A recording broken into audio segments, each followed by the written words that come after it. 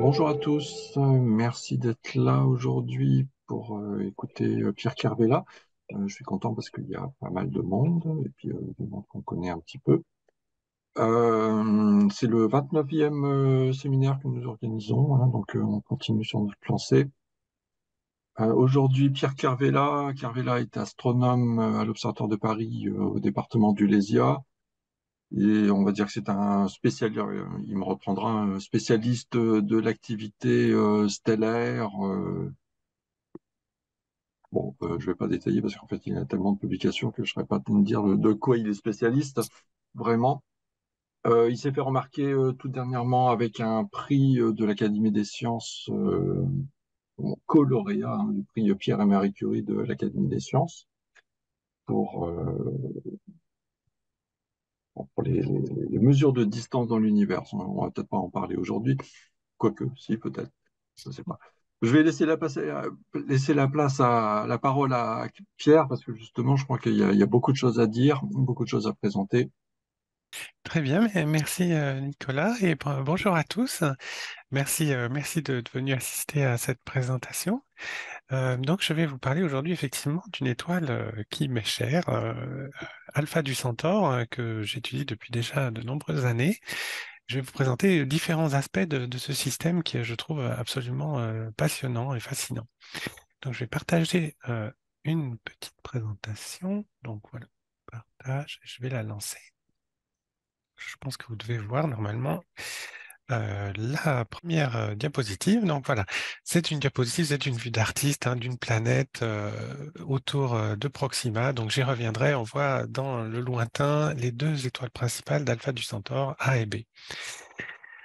Donc, le système alpha du Centaure, il est constitué de trois étoiles. Alors, les deux principales sont alpha du Centaure A et B. Hein, c'est la tache bleue sur la très belle image de l'atlas du ciel ici, avec une image en incrustation du télescope Hubble, qui a observé ces deux étoiles il y a quelques années. Et puis la troisième étoile, c'est Proxima. Et alors, elle est perdue dans le fourmillement d'étoiles de cette image, puisqu'elle est ici tout en bas de l'écran. Hein, c'est le petit point orange ici en bas de l'écran. Donc, c'est la troisième composante du système d'Alpha du Centaure. Donc, ma présentation aujourd'hui, je vais parler donc de différents thèmes. Donc, tout d'abord des propriétés des étoiles d'Alphacène, donc A, B et C, donc les deux principales, les Proxima. Ensuite, je parlerai un petit peu de leurs aspects dynamiques des orbites et de leur mouvement propre, parce qu'on verra que ça a une importance et un intérêt observationnel tout à fait important. Je parlerai également donc, des planètes du système d'Alpha du Centaure, hein, parce que depuis 2016, on connaît des planètes dans le système d'Alphacène, principalement autour de Proxima, avec un doute dans le système A et B pour l'étoile A, qui peut-être a une planète et qui demandera une confirmation, donc j'en parlerai également.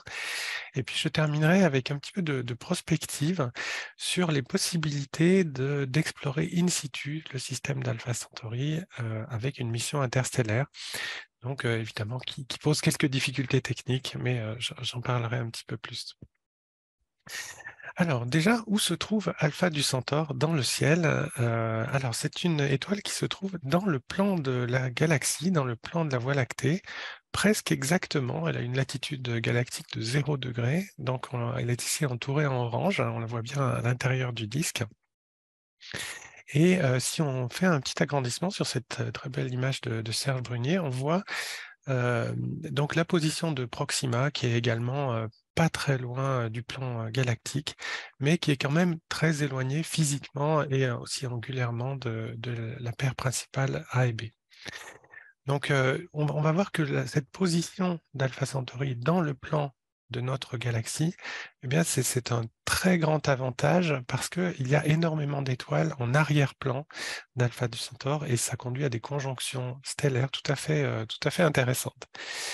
Euh, voilà donc pour la position. Alors, pourquoi Alphacène est très connu? Parce que c'est évidemment l'étoile la plus proche du Soleil et plus précisément, Proxima est l'étoile la plus proche des trois et Alphacène et AB sont un petit peu plus éloignés. Alors on connaît leur distance avec une précision qui est extraordinaires maintenant, notamment grâce à Gaïa, qui a mesuré la parallaxe de Proxima, donc sa distance, avec une précision de 1/10 millième à peu près. Donc c'est une précision tout à fait extraordinaire, même 1 sur 14 000. Donc c'est une précision vraiment extraordinaire. Donc en années-lumière, c'est 4,2 années-lumière pour Proxima et à peu près 4,3 pour Alpha Centauri A et B. On connaît un petit peu moins bien la distance d'Alpha Centauri A et B parce que Gaïa ne peut pas mesurer cette paire d'étoiles qui est trop brillante pour le satellite Gaïa, mais on a une bonne distance tout de même parce qu'on a une estimation grâce à l'orbite du système, hein. Donc on peut calculer l'orbite d'A et B avec une bonne précision et on obtient la distance également assez précisément. Alors sur le diagramme qui est ici à droite, on voit l'évolution de la distance des étoiles les plus proches du Soleil en fonction du temps. Donc ici, on est à 0, ici à l'époque 0 actuellement. Donc on voit que Proxima Centauri est un petit peu plus proche qu'Alpha du Centaure et qu'elle continue à se rapprocher. Leur vitesse radiale est négative, elles se rapprochent de nous et elles vont continuer à se rapprocher jusqu'à peu près dans 25 à 30 000 ans, où elles vont avoir une distance minimale de l'ordre de 3 années-lumière, un petit peu plus de 3 années-lumière comparé à 4,2 actuellement. Donc voilà, ce seront les étoiles les plus proches de nous jusqu'à à peu près 30 000 ans dans l'avenir, et après ça sera Ross 248 qui sera l'étoile la plus proche. Voilà, donc c'est pour ça que ce sont des étoiles très célèbres, très intéressantes aussi parce qu'elles sont proches et qu'on peut donc faire beaucoup d'observations absolument uniques sur ce système-là du fait de cette proximité.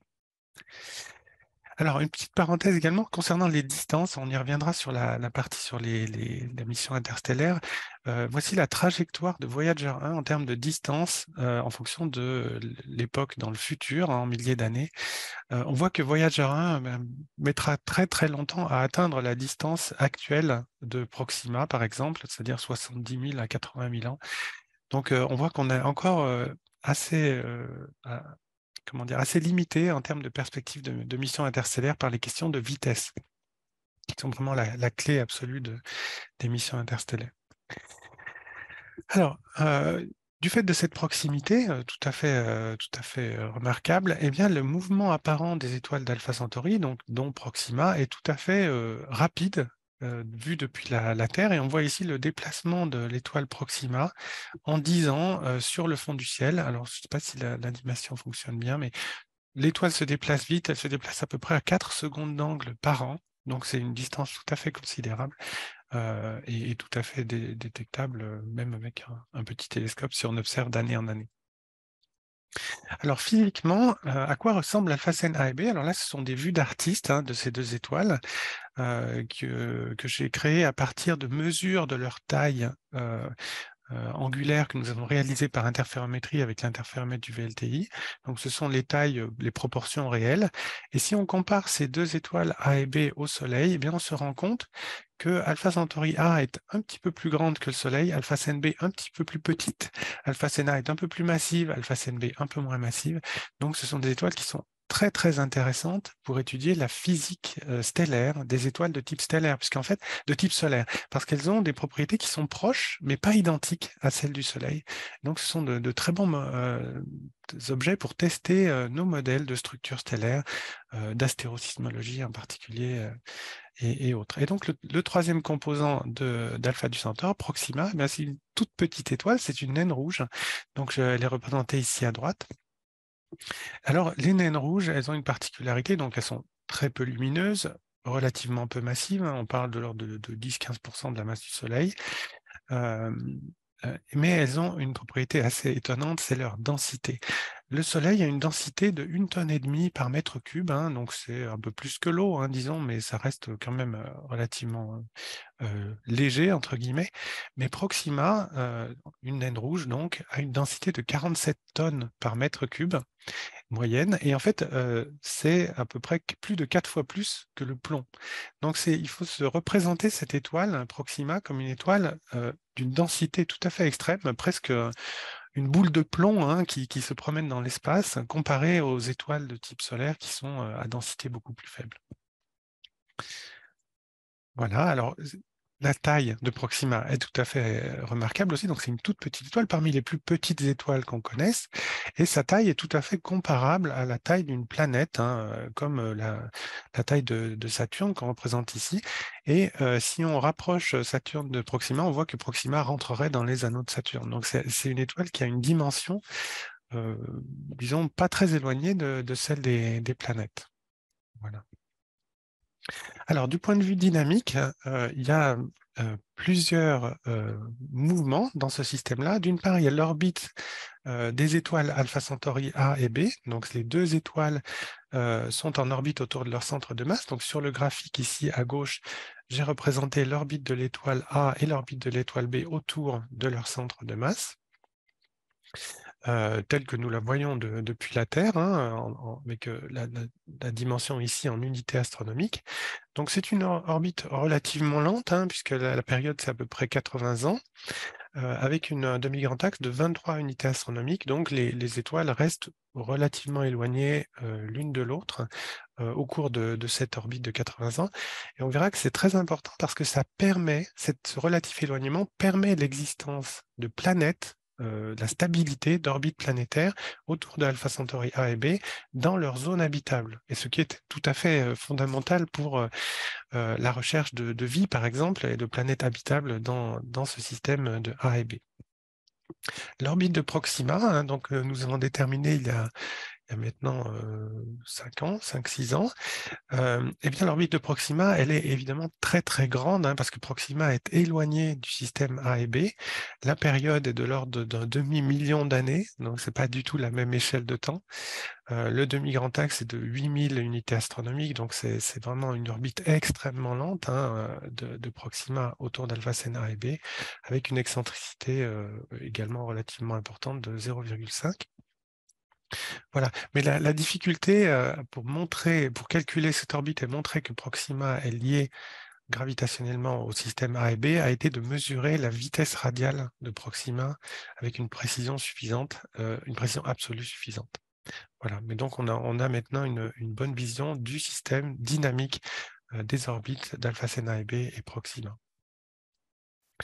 Alors maintenant, si on combine un mouvement propre du système, donc ici A et B, avec le mouvement orbital des deux étoiles, plus le déplacement parallactique, hein, qui est dû au déplacement apparent, qui est dû au mouvement de la Terre autour du Soleil, qui change la perspective avec laquelle nous observons le système A et B, eh bien, nous obtenons une trajectoire sur le ciel apparente des étoiles A et B qui est un petit peu compliquée.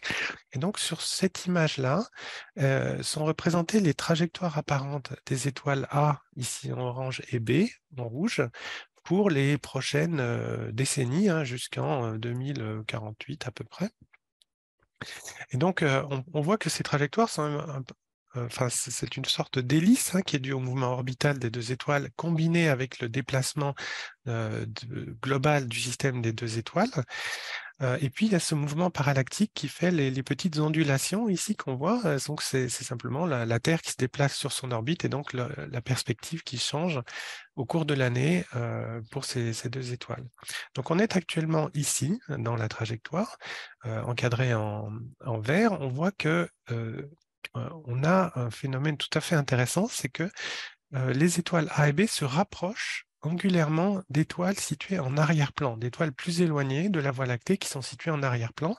Et on voit ici notamment une approche de deux étoiles qui sont labellisées S2 et S3 et qui est en cours actuellement. Donc ici, c'est l'année 2023. Donc on voit qu'on est dans l'année de rapprochement avec les étoiles S2 et S3. Et des observations sont actuellement en cours. Il y en a eu encore la nuit dernière avec l'instrument Gravity pour suivre du point de vue astrométrique, l'approche des étoiles A et B de ces deux étoiles de fond, S2 et S3. Voilà. Et ce type de mesure d'astrométrie de très haute précision avec l'interféromètre Gravity permettra de mesurer la parallaxe encore plus précisément que ce qu'on connaît actuellement et également le mouvement propre des deux étoiles A et B également très précisément. Voilà. Alors, il y a une conjonction tout à fait remarquable qui va se produire avec une étoile ici qu'on appelle S5. Alors, S5, elle n'est pas visible sur cette image, mais en fait, c'est une étoile qui est très brillante en infrarouge. Ça, c'est une image en visible du fond du ciel. Mais quand on l'observe en infrarouge, elle est très, très brillante. Et alors, il va se produire un événement tout à fait remarquable. En 2028, l'étoile Alpha du Centaure A va s'approcher à quelques millisecondes d'angle de cette étoile de fond S5. Alors, c'est une étoile qui est brillante. En infrarouge, elle fait 7,7, 7,8 de magnitude. Donc, c'est une étoile très brillante, facile à observer. Et elle va passer vraiment tout près de l'étoile Alpha Centauri. Donc, on voit la trajectoire ici et l'étoile S5 qui est saturée sur cette image en optique adaptative. Et en fait, cette étoile-là, elle va être tellement proche d'Alpha Centauri A qu'elle va rentrer dans ce qu'on appelle l'anneau d'Einstein de l'étoile. Elle va subir une lentille gravitationnelle par l'étoile Alpha Centauri A. Donc, c'est un phénomène vraiment exceptionnel, hein. Pour l'instant, c'est le seul qu'on ait prédit avec ce type d'événement prédit longtemps à l'avance, hein, grâce à la trajectoire d'Alpha-Centauri qui est bien connue. Et donc, on va observer en principe, en 2028, une lentille gravitationnelle avec des phénomènes de mirage gravitationnel, voilà, toutes sortes, et une amplification aussi de la lumière de l'étoile S5. S5, c'est probablement une étoile supergéante rouge qui est très éloignée et qui est également très rougie, qui est assombrie par la poussière interstellaire. Voilà, donc on prépare ces observations dès maintenant, parce que 2028, c'est bientôt, et on espère avoir notamment l'Extremely Large Telescope, l'ELT de 39 mètres, qui nous permettra d'observer cet événement. Alors, j'en viens maintenant aux planètes d'Alpha du Centaure, parce que c'est évidemment un thème fascinant et vraiment beaucoup d'activités se produisent actuellement sur la recherche de planètes dans le système d'Alpha du Centaure. Alors, pour ce faire, on a principalement trois méthodes, hein. Ce sont des méthodes qui sont utilisées pour d'autres étoiles, mais qui sont particulièrement précise et intéressante pour le système d'Alvacen du fait de sa proximité, les vitesses radiales, l'imagerie directe et l'astrométrie. Les vitesses radiales et l'astrométrie sont en bleu parce que ce sont des méthodes indirectes. En fait, on étudie les étoiles pour chercher la trace de la présence de planètes, donc en vitesse radiale ou en astrométrie. Et l'imagerie directe, évidemment, ça permet d'observer les photons qui viennent de la planète ou des planètes. Donc, c'est une technique qui permet de faire de l'astrophysique plus fine des planètes en question. Voilà. Donc, il y a des efforts actuellement en cours sur ces trois volets, ces trois techniques. Et en particulier, on connaît maintenant on connaît maintenant bien le système planétaire de l'étoile Proxima, puisqu'on a détecté dès 2016 une planète appelée Proxima B avec une période orbitale de 11 jours et une masse de un petit peu plus de 1,3 masse terrestre, donc une planète tellurique, évidemment extrêmement prometteuse, surtout parce qu'elle se déplace dans la zone habitable de l'étoile Proxima. Donc, malgré sa période très très courte, hein, du fait de la luminosité de l'étoile qui est faible, eh bien, elle se trouve dans la zone où on peut avoir en principe de la présence d'eau liquide sur la planète. Alors, deux autres planètes ont été découvertes ensuite autour de Proxima. L'étoile Proxima C, d'une masse supérieure à 6 masses terrestres, qui a été découverte en 2020, qui reste non confirmée, mais qui a quand même de bonnes probabilités d'être là. Et une planète à beaucoup plus courte période, Proxima D, avec une période de seulement 5 jours et une masse très très faible de l'ordre de 0,3 masse terrestre, découverte en 2022 grâce au spectrographe Espresso, qui a encore amélioré la précision par rapport au spectrographe HARPS qui avait été utilisé pour découvrir Proxima B. Voilà, donc un système planétaire déjà riche, notamment avec Proxima B qui est dans la zone habitable de Proxima. Alors, zone habitable ne veut pas dire habitable, malheureusement, et des modèles ont été construits hein, de la planète Proxima B, des modèles de circulation atmosphérique basés sur une composition atmosphérique comme celle de la Terre, par exemple. Et alors, il y a une problématique particulière d'avoir une planète aussi proche de son étoile, c'est que vraisemblablement, elle est en rotation synchrone, c'est-à-dire que comme la Lune autour de la Terre, elle tourne toujours la même face à son étoile. Alors ça pose des petits problèmes parce qu'on a un côté qui n'est jamais illuminé et un côté qui est illuminé en permanence. Donc sur le modèle qui est ici à gauche, on voit que la prédiction, c'est que la moitié de la planète est glacée, hein, si on suppose qu'il y a de l'eau à la surface, et l'autre moitié, eh bien, elle a une température, on va dire, habitable, hein, entre 0 et 30 degrés. Donc, ça serait un cas intéressant.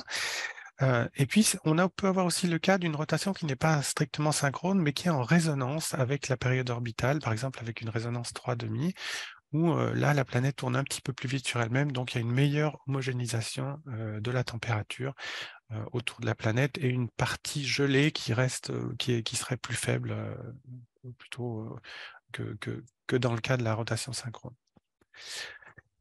Voilà, alors maintenant, on a également pas mal essayé l'imagerie directe, hein, pour chercher des planètes, notamment autour d'Alpha Centauri A et B.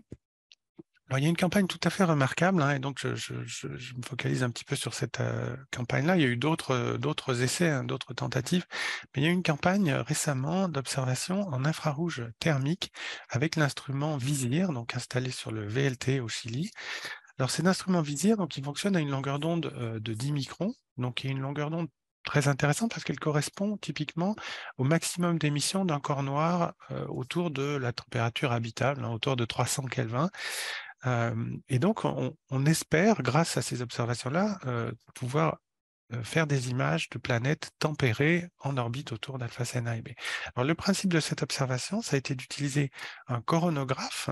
Alors, un coronographe un petit peu spécial avec des anneaux très finement gravés, enfin, vraiment une très très belle, un très beau dispositif optique qui a permis d'atténuer la lumière des étoiles A et B. Et le principe de l'observation a été de pointer pendant 77 heures, donc vraiment une très très longue observation, alternativement les étoiles A et B, et de soustraire l'image de l'étoile B de l'image de l'étoile A. Donc utiliser l'étoile B comme une référence qu'on soustrait de l'image de l'étoile A, toutes les deux atténuées par le coronographe. Et donc, on regarde ensuite les résidus de cette soustraction et on voit que dans les résidus, eh bien, il y a une petite excroissance ici, appelée C1. Et cette excroissance, eh bien, ça pourrait être une planète autour d'Alpha Centauri qui se trouverait dans la zone habitable, puisqu'elle est à l'extérieur du bord interne de la zone habitable qui est représentée ici. Donc, pour l'instant, c'est une candidate. Il n'y a pas de confirmation. Ça pourrait être un nodule de poussière exozodiacale, hein, autour de Alpha Centauri. Donc, pour l'instant, on a une indication, on n'a pas de preuve qu'on a une planète dans le système d'Alpha Centauri B. Pour l'instant, c'est la seule candidate dans ce système A et B. Voilà. Alors, on a un programme prévu d'observation de Alpha Centauri A justement pour confirmer ou infirmer la présence de cette candidate planète autour d'Alpha Centauri. Et donc, c'est un programme qui va être exécuté en juillet 2003. Alors, on voit ici ce qu'on espère obtenir comme image dans la figure de droite avec eh bien, le résidu ici de l'atténuation ici de l'étoile Alpha Centauri avec la possible présence d'une planète, hein, ici modélisée et entourée par le cercle. Et évidemment, dans le même champ, on a la présence d'Alpha Centauri B qui a un effet, on va dire, pas positif, puisqu'elle envoie quand même de la lumière diffusée à la place de Alpha Centauri A. Mais on a quand même un bon espoir d'avoir une sensibilité de détection de l'ordre d'une planète neptunienne, donc en termes de taille de planète dans la zone habitable. Voilà. Donc le dispositif utilisé, ça sera l'instrument MIRI, hein, auquel l'Observatoire et le LESIR ont contribué, en utilisant le système coronographe à 4 cadrans et un filtre à 15 microns. Voilà, ces observations en juillet 2023, on a hâte qu'elles soient exécutées pour voir si la planète est bien là. Alors, la sensibilité qu'on atteindra pour cette observation-là, eh bien, nous permettra de rechercher, alors je vais aller un petit peu vite, mais ici c'est la zone de détection qui est possible grâce à ces observations-là. Là, c'est la zone de détection une fois qu'on a retiré les planètes exclues par la méthode de la vitesse radiale, et il nous reste cette bande-là, ici, de sensibilité, qui est, disons, de l'ordre d'une planète neptunienne ou un petit peu en dessous. Voilà, donc c'est un programme très prometteur pour l'été prochain. Voilà. Alors maintenant, venons-en à la troisième technique de détection. Après la vitesse radiale, l'imagerie directe, eh bien l'astrométrie. Alors pour l'astrométrie, il y a un projet extrêmement prometteur qui est en cours de définition et de conception et bientôt de réalisation, la mission Toliman. Alors Toliman, c'est un des noms d'Alpha du Centaure, hein, et cette mission-là, elle vise à détecter par astrométrie micro-arc seconde la signature d'une planète dans le mouvement différentiel d'une des étoiles A et B par rapport à l'autre étoile. Alors ça, c'est un dispositif évidemment très ambitieux, hein, parce que la signature en termes de déplacement astrométrique d'une planète terrestre en orbite autour d'Alpha du Centaure A, par exemple, c'est 9 microsecondes d'angle. Donc il faut mesurer la position relative des deux étoiles à une fraction de 9 microsecondes d'angle. Et pour ce faire, le dispositif utilisé est très innovant, hein. Il utilise une pupille diffractive, c'est-à-dire une pupille normale de télescope sur laquelle on met un masque qui a une forme un petit peu curieuse, hein, qu'on voit ici, on dirait un peu une rosace, qui produit des images très compliquées avec beaucoup de speckles fixes, hein. Donc on voit ici l'image avec Alpha Centauri A et Alpha Centauri B, esthétiquement intéressante, cette image-là. Et grâce à cette disons, fragmentation des images de alpha Centauri A et B, eh bien, on peut mesurer la position de chacun des speckles et améliorer énormément la précision de mesure astrométrique de cette manière-là par rapport à une étoile simple avec une tâche image unique. Donc ce projet est en cours de développement, il y a de bonnes chances qu'il vole dans les prochaines années, c'est une mission spatiale, hein, bien sûr, et qui nous permettent de rechercher voilà, des planètes d'une manière originale astrométrique dans Alpha Centauri. Alors je mentionne également euh, à nouveau des observations avec l'interféromètre Gravity, des conjonctions entre Alpha Centauri A et B et les étoiles de fond, les étoiles S, parce que donc actuellement, donc on voit ici les zones habitables autour des étoiles A et B, hein, donc ce sont les zones habitables calculées, zones stables et habitables calculées par des modèles dynamiques, hein, de ces étoiles. Et si on reporte ces zones habitables sur l'image ici avec les trajectoires d'A et B, on se rend compte que au cours de cette année, eh bien, les zones habitables de Alpha Centauri A et B vont transiter devant les étoiles S3 et S2. Donc, si nous avons une planète dans les zones habitables d'Alpha Centauri A et B, on peut espérer qu'il y aura un effet de décalage gravitationnel des positions relatives de Alpha Centauri A et B par rapport aux étoiles S qui pourrait être détectable par l'instrument Gravity. Alors, la sensibilité grâce à l'instrument Gravity, elle est autour d'une planète de type neptunienne sur une bande de largeur de quelques dixièmes de seconde d'angle. Donc, c'est difficile, mais l'espoir est permis. Voilà. Alors, pour terminer cette présentation, je vais faire un petit peu de prospective. Est-ce qu'on peut envisager un voyage interstellaire, une mission interstellaire pour explorer le système d'Alpha du Centaure in situ? Alors, je pense qu'on peut. Simplement, il y a quelques difficultés évidemment techniques dont il faut être bien conscient. La première difficulté, évidemment, c'est la distance, hein, 4,2 années-lumière ou 4,3. Évidemment, ce sont les étoiles les plus proches du Soleil, mais on parle quand même de 40 000 milliards de kilomètres. Donc, c'est une distance qui est inimaginable, hein, qui est extrêmement grande.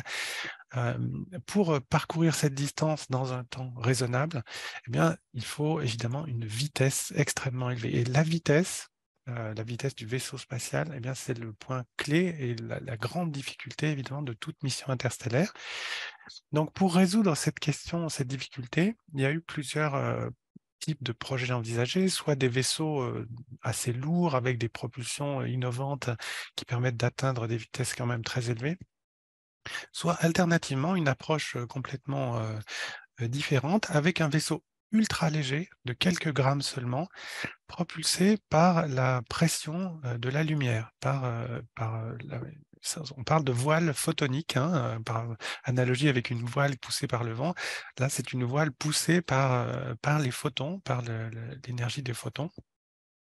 Et donc, notamment, en 2016 a été lancé un projet appelé Breakthrough Starshot qui vise à propulser une voile interstellaire de quelques mètres de côté, hein. Ici, elle est représentée de forme carrée, mais différentes formes sont étudiées.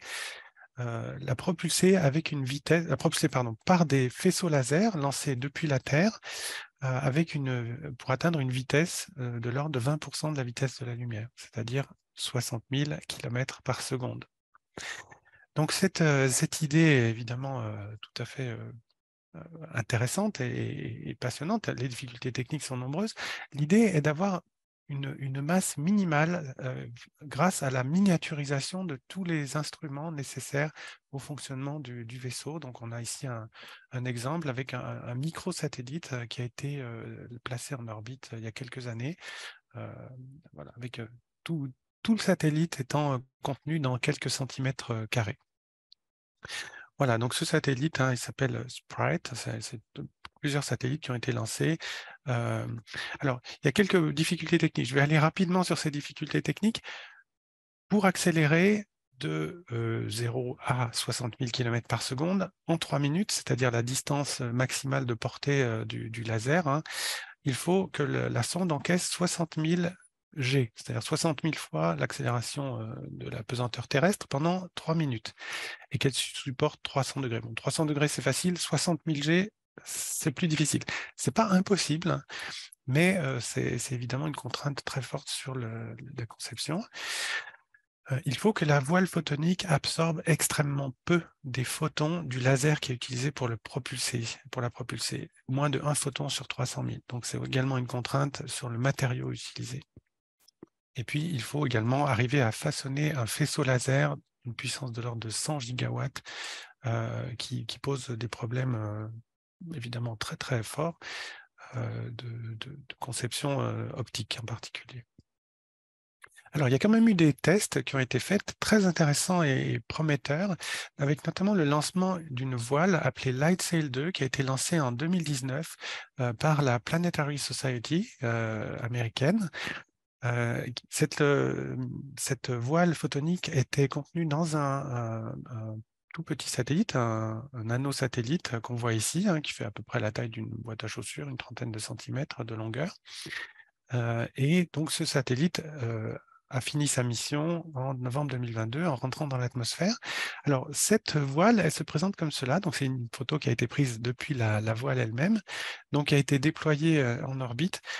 Et il a pu être démontré que cette voile, malgré des propriétés techniques encore très éloignées de ce qui serait nécessaire pour un voyage interstellaire, a montré que la pression de la lumière du Soleil avait suffi pour changer l'orbite de cette voile et la maintenir en orbite, faire grandir son orbite au cours du temps. Donc c'est un test, hein, une validation technique qui a été couronnée de succès pour ce point de vue.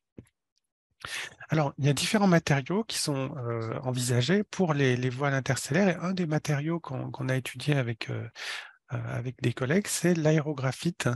Donc l'aérographite, c'est une mousse très très légère de carbone, hein, de graphite, dont la densité est de seulement 180 grammes par mètre cube. Et on envisagerait de former une coquille de 5 mètres de diamètre et de 100 microns d'épaisseur qui pèserait 5,7 grammes. Alors, évidemment, c'est très très léger, très fin, hein, c'est à déployer dans l'espace. Une telle voile sphérique, hein, de 5 mètres de diamètre pourrait emporter 55 grammes de charge utile, donc plus que la masse de la coquille, hors du système solaire, et ce grâce à un effet tout à fait étonnant, hein, c'est que si on dépose en orbite terrestre, par exemple à partir de la Station spatiale internationale, donc voilà, c'est d'une image d'artiste, hein, évidemment, mais on dépose une sphère comme cela en orbite terrestre, eh bien, comme on le voit sur ce graphique-là, de différentes trajectoires, si on dépose la voile dans l'ombre de la Terre, eh bien, quand elle sortira de l'ombre de la Terre, la pression de radiation solaire sera suffisante pour lui donner une vitesse assez grande pour devenir interstellaire, c'est-à-dire pour dépasser la vitesse de libération du système solaire, uniquement grâce à la lumière solaire, sans propulsion artificielle supplémentaire. Donc une mission interstellaire, on va dire, propulsée uniquement par la lumière solaire. Voilà, donc ce sont des concepts, hein, qui sont... alors l'avantage de cette mission-là, c'est que on a moins de contraintes du fait de la pression d'un laser. L'inconvénient, c'est que la vitesse atteinte est évidemment beaucoup moins grande qu'un concept du type Breakthrough Starshot. Alors, une difficulté, si on imagine qu'on a réussi à faire un vaisseau de type Breakthrough Starshot, c'est qu'on va arriver dans le système de Proxima, par exemple, avec Proxima B, avec une vitesse de 20% de la vitesse de la lumière. Et on voit sur cette petite animation ce que verrait cette sonde-là en passant au voisinage de Proxima B en temps réel.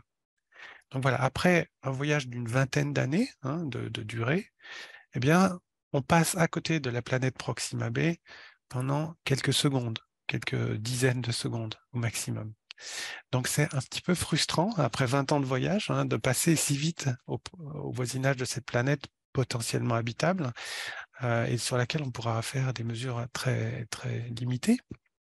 Donc une idée est d'arriver à ralentir une telle sonde interstellaire à son arrivée dans le système d'Alpha du Centaure.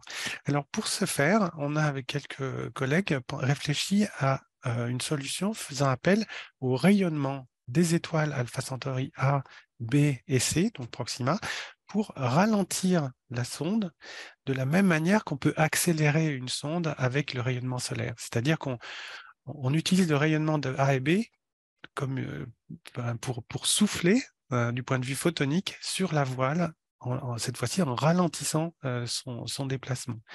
Alors, une telle mission est envisageable avec un ralentissement à l'arrivée par Alpha Centauri A, puis par Alpha Centauri B et une redirection vers Alpha Centauri C pour éventuellement une mise en orbite autour de la planète Proxima B. Alors, il y a plusieurs difficultés à ça, notamment le pilotage de la sonde, et également la connaissance de la position des étoiles pour pouvoir pointer la mission, le voyage de la mission. Et j'ai représenté ici un petit concept. Si on voulait lancer une telle sonde en 2040, donc là on voit ici la trajectoire des étoiles A et B. Donc l'étoile A, c'est la trajectoire orange, l'étoile B, c'est la trajectoire rouge. La trajectoire bleue, c'est le barycentre des deux, mais voilà, la trajectoire de ces deux étoiles sur les dizaines d'années à venir. Si on voulait lancer une sonde en 2040, eh bien, on observerait la position d'Alpha du Centaure A ici, voilà. Mais en réalité, compte tenu du temps de propagation de la lumière depuis Alpha du Centaure A dans l'espace, eh bien, Alpha du Centaure A serait à cette position-là.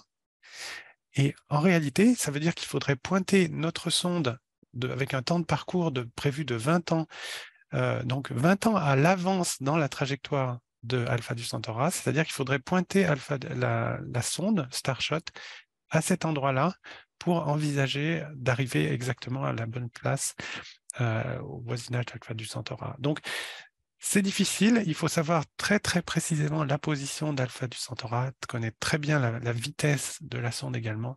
Voilà, donc il y a aussi des problèmes de navigation pour aller rejoindre le système d'Alpha du Centaure. Voilà, je vous remercie beaucoup. Je serai heureux de répondre à vos questions sur ce système. Merci beaucoup, Pierre, c'est passionnant, ça fait rêver. Je pense qu'il y a des questions parce qu'il y a quand même beaucoup de monde là qui est présent et puis pas mal de spécialistes sur différents points que tu as abordés. Qui veut se lancer pour une première question? Voilà, j'active le son. Ludwig Klein. Oui, bonjour, merci Pierre. J'ai quelques questions sur les systèmes stellaires. Proxima Centauri est une naine rouge, donc elle devrait être très active. Qu'est-ce qu'on sait sur cette activité? Et la deuxième question est, qu'est-ce qu'on espère trouver à partir des observations d'effets de lentilles gravitationnelles sur la supergéante rouge du fond? Alors oui, première question, effectivement, Proxima est une étoile extrêmement active. Elle a un champ magnétique, elle est très dense, donc on a beaucoup de matière chargée qui se déplace, donc des éruptions stellaires qui sont considérables, beaucoup plus fortes que celles du Soleil. Alors ça produit en particulier des rayonnements de haute énergie, des rayonnements ultraviolets, des particules qui arrosent copieusement les planètes du système de Proxima.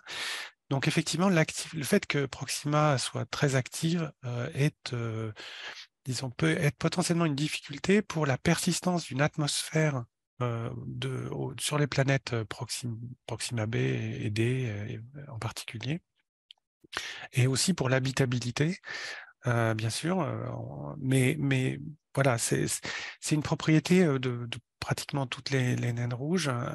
Donc la question de l'habitabilité et de l'existence possible de vie est très débattue en fait dans la littérature, et a priori c'est pas quelque chose qui est comment dire conceptuellement qui va nécessairement stériliser une planète. Voilà. Donc on peut être quand même un petit peu optimiste sur l'existence, mais c'est vrai que l'activité de Proxima est difficile pour l'existence de vie telle qu'on la connaît sur la Terre. Alors la deuxième question sur les lentilles gravitationnelles. Alors, effectivement, le passage de l'étoile S5 dans l'anneau d'Einstein de Alpha Centauri A en particulier, mais également les conjonctions précédentes, ont cette particularité qu'elles vont nous donner la masse d'Alpha du Centaure d'une manière inédite, une masse gravitationnelle avec une précision potentiellement très élevée, meilleure que 1%. Peut-être même un ordre de grandeur mieux, si on fait bien les choses. Et ça, c'est quelque chose comment dire, qui est très intéressant à voir. Ça nous permettra, par exemple, de comparer la masse orbitale, c'est-à-dire la masse qu'on déduit du mouvement orbital des deux étoiles, à la masse gravitationnelle de l'étoile seule, et donc d'estimer la masse d'un système planétaire globalement autour de l'étoile Alpha Centauri, ce qui serait la différence entre sa masse, disons, gravitationnelle de l'étoile toute seule et la masse du système qui est la masse orbitale. Et puis on va aussi pouvoir chercher la présence d'autres objets grâce à des effets de lentilles supplémentaires par rapport au simple passage de l'étoile derrière une seule, enfin de l'étoile de fond, l'étoile S derrière Alpha du Centaure. Voilà. Et puis c'est joli à voir aussi. Il y a d'aspect esthétique, mais tout à fait. Merci. Merci. C'est moi qui ai la parole. Oui. Bon, bonjour Pierre, merci. Toujours une question sur l'anneau d'Einstein. Si l'intérêt est vraiment énorme, on voit que l'effet parallactique, je crois que c'est comme ça que tu l'as appelé, permettrait, si on n'est pas sur la Terre mais sur une mission spatiale, de provoquer ces conjonctions S5. Là, on voit qu'on n'est pas très loin et que plusieurs fois on n'est pas très loin. Est-ce que ça ne vaudrait pas la peine d'imaginer, alors je ne sais pas quelle sensibilité est requise, mais si le jeu en vaut la chandelle, est-ce que ça ne vaut pas la peine d'imaginer des missions nanosatellites pour aller voir fabriquer des conjonctions? Alors, c'est une très bonne remarque. Effectivement, on y a un petit peu réfléchi. Alors, pour ce qui est d'un nanosatellite et la conjonction avec S5 en particulier, la difficulté est que cette étoile est visible uniquement en infrarouge. Donc, il faudrait un nanosatellite fonctionnant en bande H ou en bande K, donc avec un système de refroidissement, quelque chose sans doute d'un petit peu délicat. Et puis, un nanosatellite ne va pas facilement résoudre angulairement cet événement. Il va pouvoir détecter photométriquement l'amplification de l'étoile S5 par la lentille d'Alpha-Cen, mais ça restera à un niveau un petit peu limité. Mais ce qui serait envisageable, c'est de chercher à disons, avoir des transits d'étoiles de fond dans la zone habitable, observée d'une manière plus systématique que juste par chance, en fait, tel qu'on le fait là. En plaçant des satellites correctement dans le système solaire, eh bien, on pourrait avoir le transit d'étoiles de fond dans la zone habitable de plusieurs étoiles de fond, dans les zones habitables de ces deux étoiles, et rechercher soit des effets gravitationnels, soit des effets d'atténuation, de passage dans la poussière, des choses de ce genre, par le passage de ces objets d'arrière-plan dans la zone habitable. Mais ça, on n'a pas plus réfléchi que ça pour l'instant. Daniel? Oui, ben, si c'est à moi. Bonjour Pierre, tu m'en avais déjà pas mal parlé et j'avoue que j'ai encore découvert de nouvelles choses et c'est superbe, absolument superbe. Moi, Merci. une de mes questions, c'est, je reviens à des choses un peu techniques sur la mission avec la voile solaire.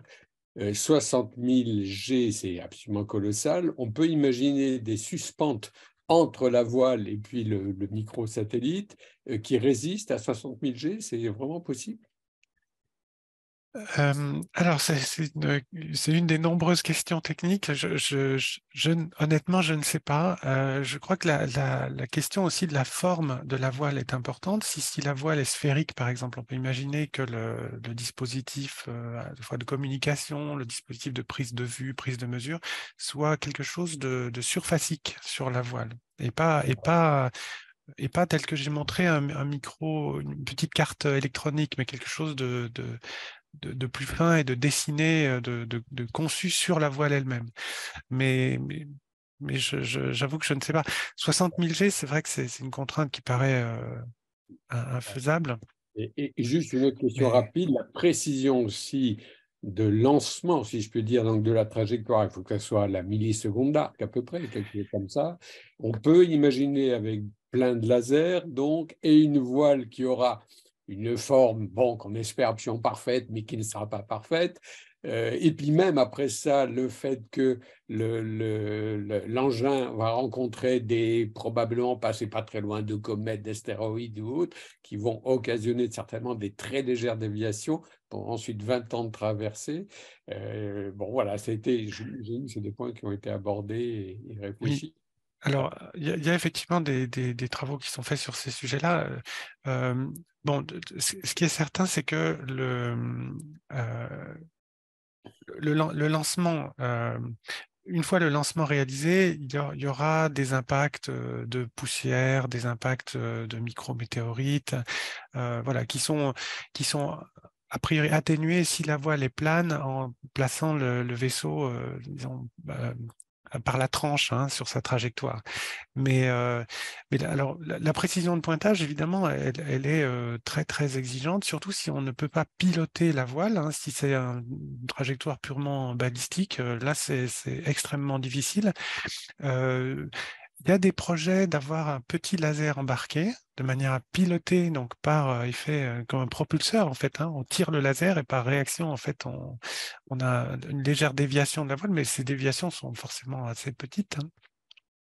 Et puis, du point de vue de la précision également, il y a deux approches. Il y a l'aspect tireur d'élite, hein, où on vise super bien et on tire notre vaisseau et on est certain que ça marche. Et puis, il y a l'aspect fusil à pompe, si on peut dire, où on a un ensemble de missions qu'on tire en direction d'Alpha-Centaure, chacune n'étant pas très précise, mais compte tenu du nombre de missions qui sont tirées, on peut espérer arriver à avoir quelques sondes qui arrivent comme prévu au voisinage des étoiles d'Alpha Centaure.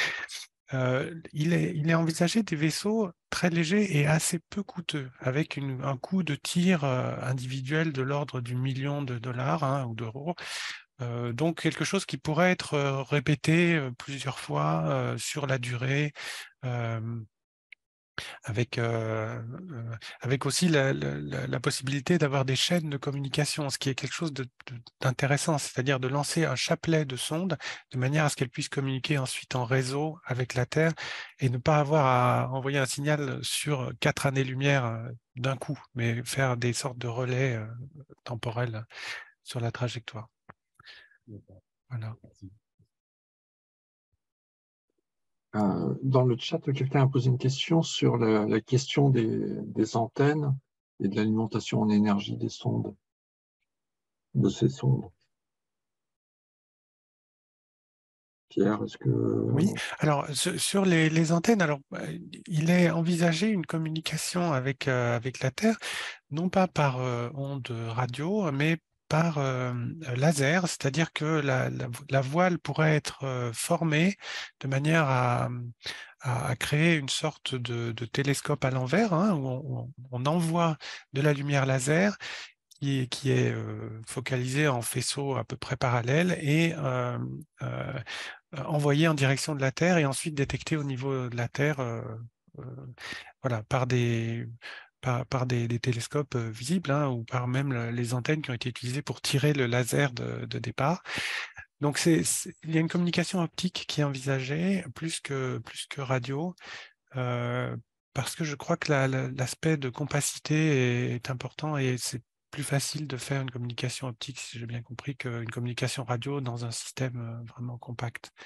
Alors pour ce qui est de la source d'énergie, eh bien, une idée serait d'avoir des cellules photovoltaïques plaquées sur la voile. Alors les cellules photovoltaïques, il faudrait qu'elles aient survécu au lancement, donc c'est pareil, il y a quand même beaucoup de difficultés. Voilà, ou des micro-générateurs radioactifs dans la sonde, voilà, peut-être ce type de fonctionnement.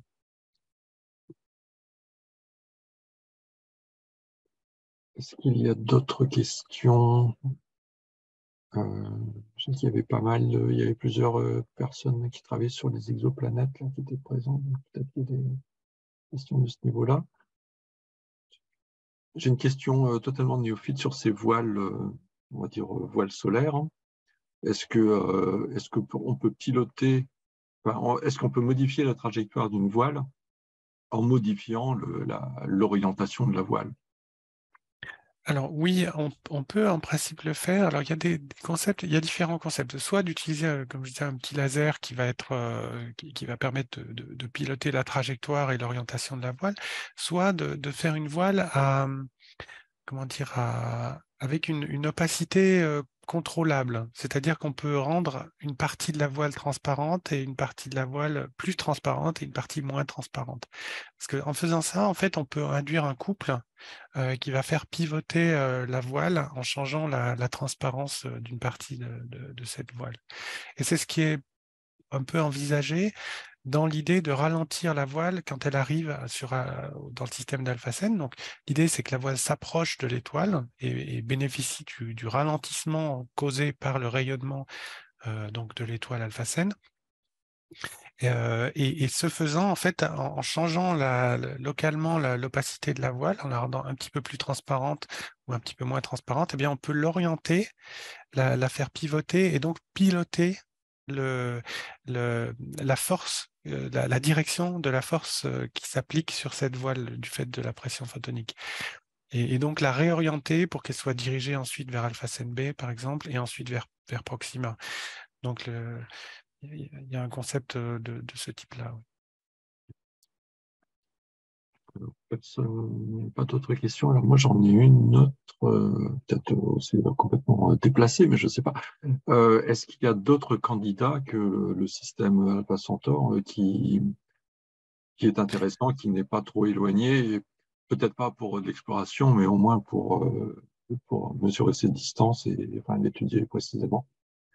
Alors, pour l'exploration in situ, tu veux dire, c'est ça, pour Non, une non, mission? pas pour Ah, l'exploration in situ, bon, voilà, parce que là, c'est vraiment de la prospective, mais plutôt pour de l'observation d'occultation et d'occultation, oui. de l'observation du système. Est-ce qu'il y a un candidat proche, un autre candidat proche qui n'est peut-être pas ton candidat préféré, mais quand même un sujet d'étude? Oui, alors il y a pas mal d'étoiles au voisinage du Soleil. Il y a notamment des étoiles de petite masse, hein, des petites naines rouges. Il y en a un certain nombre qui sont intéressantes. Certaines se déplacent très vite et donc passent effectivement de temps en temps au voisinage d'étoiles de fond. Donc oui, c'est quelque chose qui est tout à fait possible. Alors en plus, on a maintenant les mesures de Gaïa hein, qui sont d'une précision fantastique et donc qui permettent de prédire ces événements-là à l'avance et donc de préparer des campagnes dédiées, comme ce qui est fait pour les transits, enfin les occultations par des astéroïdes. Hein. Donc on peut prédire ce type d'événement pour un certain nombre d'objets. C'est tout à fait intéressant. Ça permet des études ciblées. Disons, tout à fait prometteuse, notamment pour la physique stellaire, aussi pour la recherche d'exoplanètes. Mais objectivement, Alpha Centauri, du fait de sa proximité, reste plusieurs ordres de grandeur plus favorables pour ce type de recherche que les objets plus lointains. Donc il y a peut-être une poignée d'étoiles en plus d'Alpha Centauri, où on peut faire ce type d'études en termes de conjonction, par exemple, de conjonction stellaire.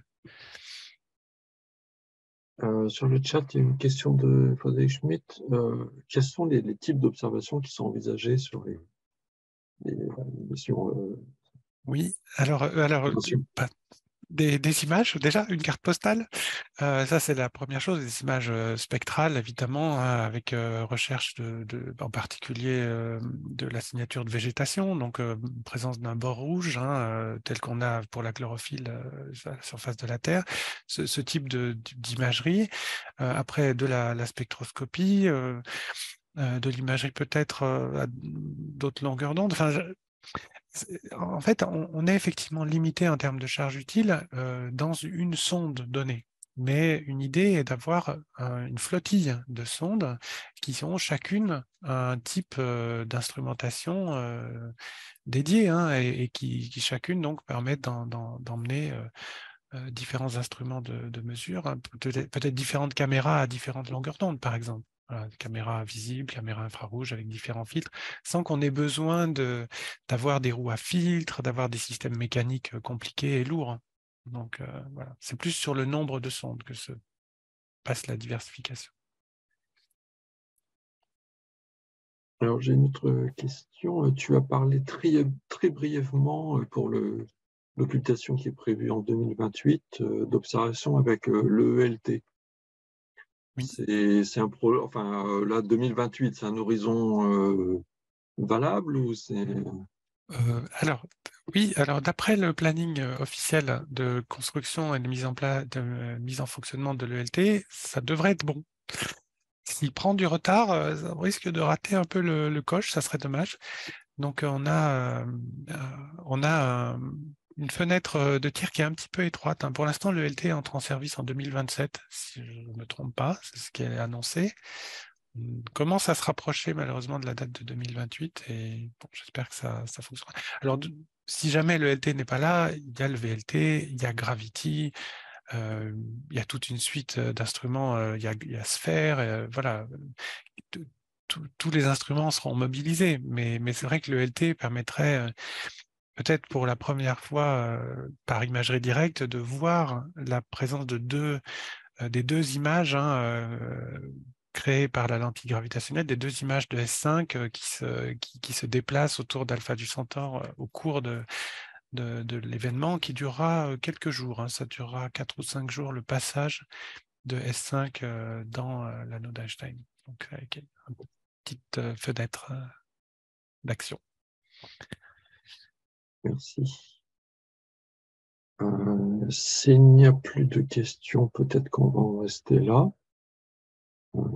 Ça fait déjà 1 heure. Pierre, sauf s'il y a un dernier mot à dire de conclusion. Écoute, non, mais je vous remercie beaucoup pour ces questions très intéressantes. Et puis, voilà, merci à vous. Merci en tout cas d'avoir été aussi nombreux. C'est un plaisir. Le séminaire est enregistré ici sur la chaîne YouTube de l'Observatoire de Paris. Et le mois prochain, nous parlerons de Jupiter et le lancement de JUICE avec, j'espère, plusieurs spécialistes, là, des responsables d'instruments embarqués à bord de JUICE.